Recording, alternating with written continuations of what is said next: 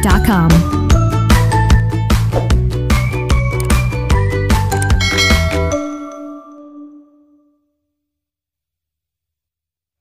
Halo, selamat pagi anak-anak. Assalamualaikum warahmatullahi wabarakatuh.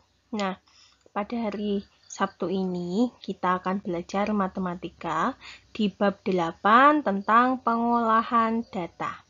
Nah, anak-anak siapkan ya alat tulis, buku ESPS-nya, dan dengarkan penjelasan dari Bu Puri. Oke? Nah, tapi sebelum kita mulai, marilah kita bersama-sama membaca basmalah. Bismillahirrohmanirrohim.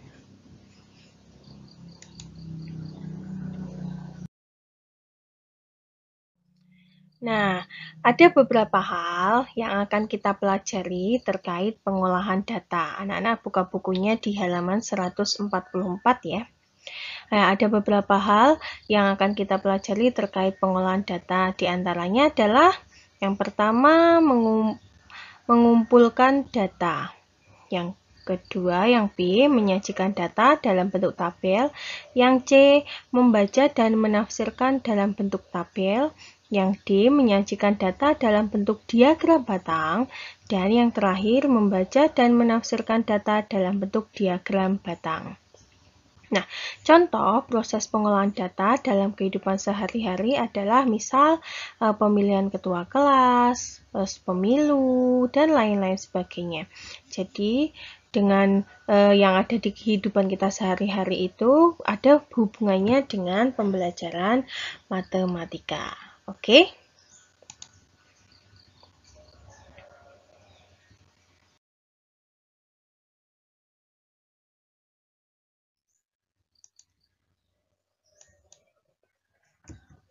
Nah, latihan soal.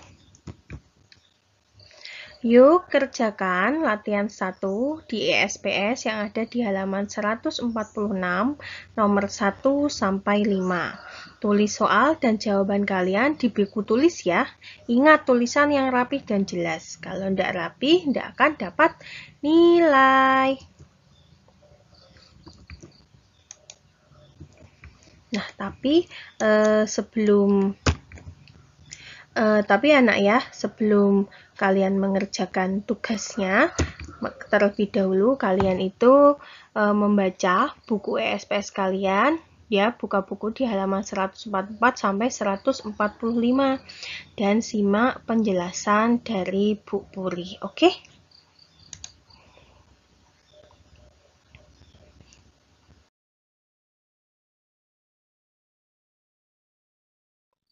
Yang A, mengumpulkan data.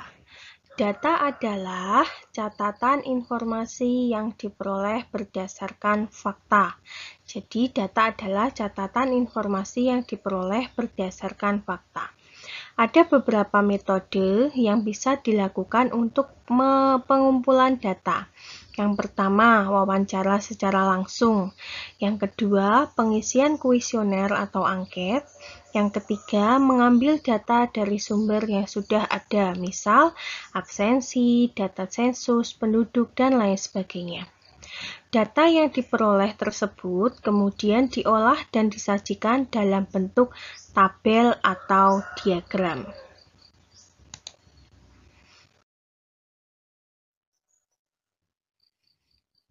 Yang B, menyajikan data dalam bentuk tabel.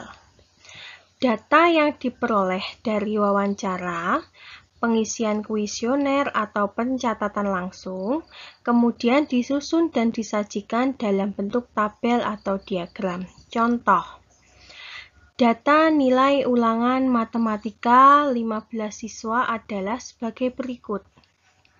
Jadi dari 15 siswa itu ada yang mendapat 7, 6, 8, 9. Nah, dari ke-15 siswa ini kita kumpulkan berapa saja yang mendapat nilai 7, berapa saja yang mendapat nilai 6, 8, dan 9. Nah, kita kelompokkan nilai yang sama. Nah, nilai 6 itu ada 3 siswa, ya, dihitung ya 6-nya, oh ada 3 siswa yang dapat 6. Nilai 7 ada 6 siswa, nilai 8 ada 4 siswa, dan nilai 9 ada 2 siswa. Nah, setelah kita kelompokkan seperti ini, kita bentuk dalam tabel ya, kita bentuk dalam tabel seperti ini.